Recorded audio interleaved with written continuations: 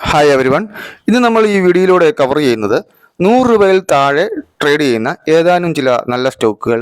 ഈ സ്റ്റോക്കുകൾ നമുക്ക് പോർട്ട്ഫോളിയോ ഉൾപ്പെടുത്താൻ പറ്റുമോ, അല്ലെങ്കിൽ നമുക്ക് സ്വിംഗ് ട്രേഡിങ്ങിന് പരിഗണിക്കാവുന്ന ഈ ഒരു സ്റ്റോക്കുകളുടെ റേഞ്ച് ഏതൊക്കെയാണെന്നാണ് നമ്മൾ ഇന്ന് ഈ വീഡിയോയിലൂടെ നമ്മൾ നോക്കുന്നത്. അപ്പോൾ ഈ ഒരു ലിസ്റ്റിൽ ഒന്നാമതായിട്ട് വന്നിരിക്കുന്ന നമ്മൾ ഉജ്ജീവൻ സ്മോൾ ഫിനാൻസ് ബാങ്കാണ്. ഈ ഒരു ബാങ്കിൻ്റെ റേഞ്ച് അബൌട്ടുകൾ നമുക്ക് നോക്കാം. ഇന്ന് 27/8/2024 ഈ ഒരു സ്റ്റോക്ക് ക്ലോസ് ചെയ്തിരിക്കുന്നത് 43 രൂപ 91 പൈസയിലാണ്. അതായത് പ്രീവിയസ് ഡേനെക്കാട്ടിലും ഒരു 18 പൈസ മാത്രം, അതായത് 0.41% മാത്രം അപ്പ് മൂവ്മെൻറ്റ് നൽകിക്കൊണ്ടാണ് ഇന്ന് ഈ ഒരു സ്റ്റോക്ക് റേഞ്ച് ചെയ്തിരിക്കുന്നത്. 43 രൂപ 57 പൈസയും 44 രൂപ 24 പൈസ ഈ ഒരു റേഞ്ചിലാണ് സ്റ്റോക്ക് ട്രേഡ് നടന്നിരിക്കുന്നത്. അപ്പോൾ ഈ ഒരു സ്റ്റോക്ക് 52 വീക്ക് ലോയോയുടെ അടുത്ത് തന്നെയാണ് നിൽക്കുന്നത്. 52 വീക്ക് ഇതിൻ്റെ ലോയ 40 രൂപയും 52 വീക്ക് ഹൈ 63 രൂപയാണ്. 23 രൂപയുടെ ഒരു റേഞ്ചിലാണ് ഈ ഒരു സ്റ്റോക്ക് 1 ഇയർ ആയിട്ട് ട്രേഡ് ചെയ്തിരിക്കുന്നത്.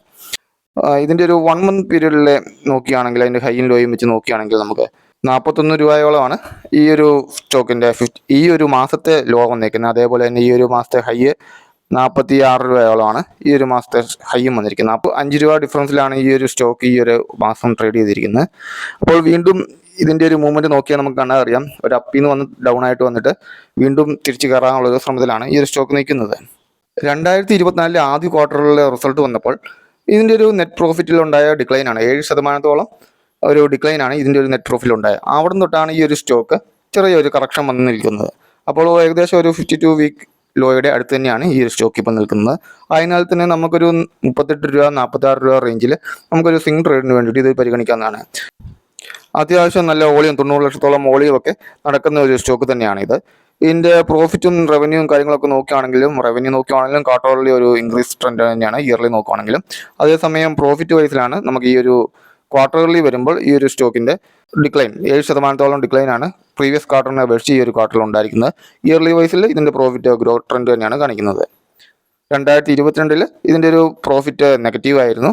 എന്നാൽ 2023 തൊട്ട് അത് തിരിച്ച് റിക്കവർ ചെയ്ത് കയറി വന്നിട്ടുണ്ട്. രണ്ടാമതായിട്ട് നമ്മൾ കൺസിഡർ ചെയ്യുന്ന ഒരു സ്റ്റോക്ക് മെറ്റൽ സെക്ടറിലുള്ള NMDC സ്റ്റീൽ ലിമിറ്റഡ് ആണ്.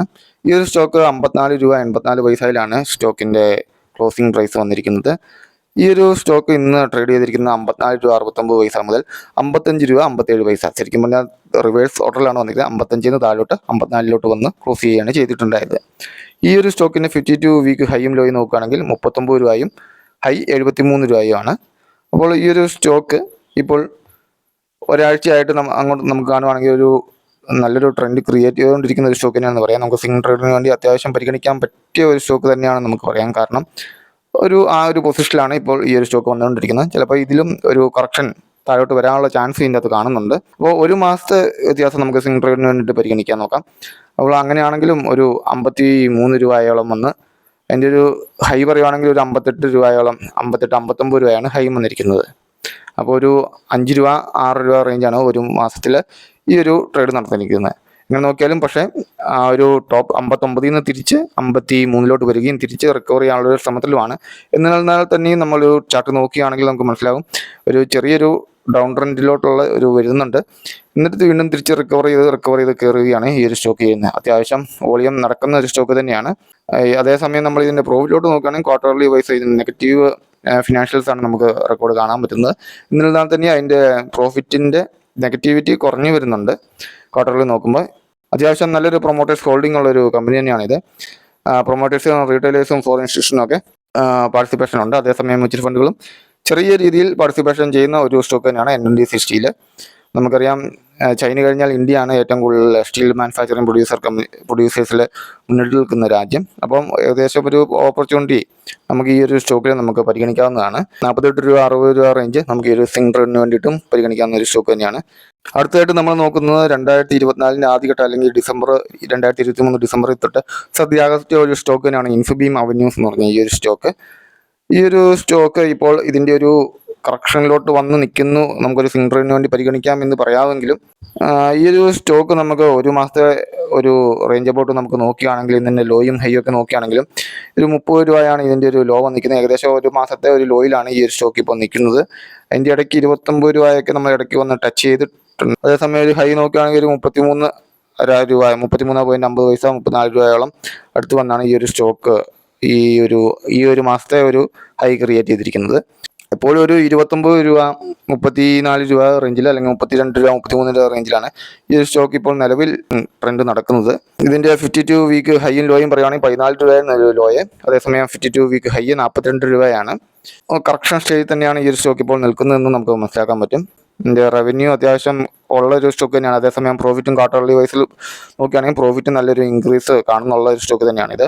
ഇതിൻ്റെ ഷെയർ ഹോൾഡിംഗ് പാർട്ടേഴ്സ് ആണെങ്കിലും 65% റീറ്റെയിൽ പാർട്ടിസിപ്പേഷൻ ആണ് ഇതിനകത്തുള്ള. Promoters holding 27%. ഫോറിൻ ഇൻസ്റ്റിറ്റ്യൂഷൻസും മ്യൂച്വൽ ഫണ്ടും അത്യാവശ്യമൊക്കെ പാർട്ടിസിപ്പേഷൻ നടത്തുന്ന ഒരു സ്റ്റോക്ക് തന്നെയാണ് ഈ ഒരു സ്റ്റോക്ക്. ഫിനാൻഷ്യൽ റെക്കമെൻഡേഷൻ ഇതിന് വന്നിരിക്കുന്ന 37 രൂപയുടെ ഒരു ടാർഗറ്റാണ് KR ചോക്സി നൽകിയിരിക്കുന്നത്.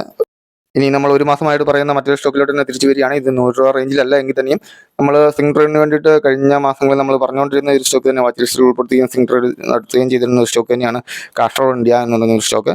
ഈ ഒരു സ്റ്റോക്ക് 243 രൂപ റേഞ്ചിലോട്ട് വന്നിട്ടുണ്ടായിരുന്നു.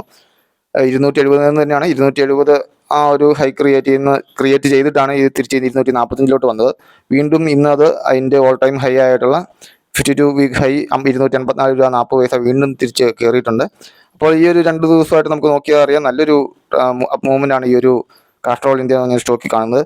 2 കോടി 3 കോടിയോളം വോളിയം ഈ ഒരു സ്റ്റോക്ക് ഈയിടെയായിട്ട് നടക്കുന്നുണ്ട്. അപ്പോൾ ഇത് വീണ്ടും ഒരു വാച്ച് ലിസ്റ്റ് എടുത്താൽ 300 രൂപയ്ക്ക് ടാർഗറ്റ് എത്തും എന്നാണ് എല്ലാവരും തന്നെ പ്രതീക്ഷിക്കുന്നത്. ഒരു റേഞ്ച് പോയിട്ട് കറക്ഷൻ വന്ന് താഴെയാണെന്ന് വേണമെങ്കിൽ നമുക്ക് നോക്കി നിൽക്കാം. അതിനുശേഷം ഒരു എൻട്രി എടുക്കുന്നതായിരിക്കും ഇതിനകത്ത് നല്ലത്.